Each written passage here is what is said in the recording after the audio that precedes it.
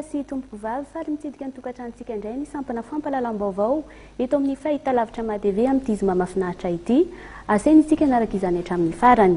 Nanao ito ivakana ny fahatongavandreo filoham-pirenena anatrika ny fiainana tampo ny dia ny fahaenina amby folo ny firenena amin'ny teny ampahana manontolo ny teny frantsay tamin'ity andro androany ity. Eo amin'izay sehatra izay indrindra dia nandray vahiny manakaja maro samihafa ny filoham-pirenena Hery Rajaonarimampianina androany teny amin'ny lapam-panjakana Iavoloha. Feno dia feno ny fandaram-potoana ny filoha tamin'ity herinandro ity satria samy niteto amin'ny tantaran'i Madagasikara no nandray fivoriam-be tahaka izao kanefa ny raharaham-pirenena mandeha ihany koa fanadiadiana.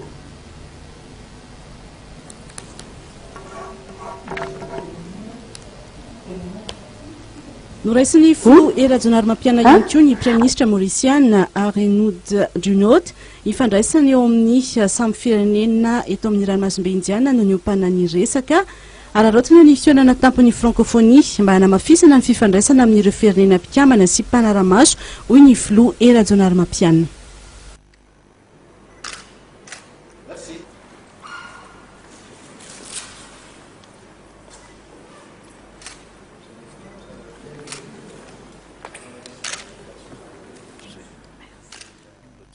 Tamin'ity folakandro ity ihany koa no niraisiny filoham-pirenena ny filohan'ny Repoblika Sosialista Vietnamiana Andriamatoa Tran Day Quang nibahana tamin'ny fionan'ireto filoham-panjakana rotonty ireto ny hanatsarana ny fifandraisana eo amin'ny Madagasikara sy Vietnam ary ny hanamafisana ny fiarahamombon'antoka eo amin'ny sehatry ny fambolena sy ny famokarana vary eo amin'ny firenena rotonta. Nosoniavana taorian'ny fionan'ireto farany tokoa mantsy ny fifanarahana eo amin'ny fanjakana Malagasy sy ny fanjakana Vietnamiana ny amin'ny ahafahana miaro ny famatsiam-bary eo amin'ny firenena rotonta.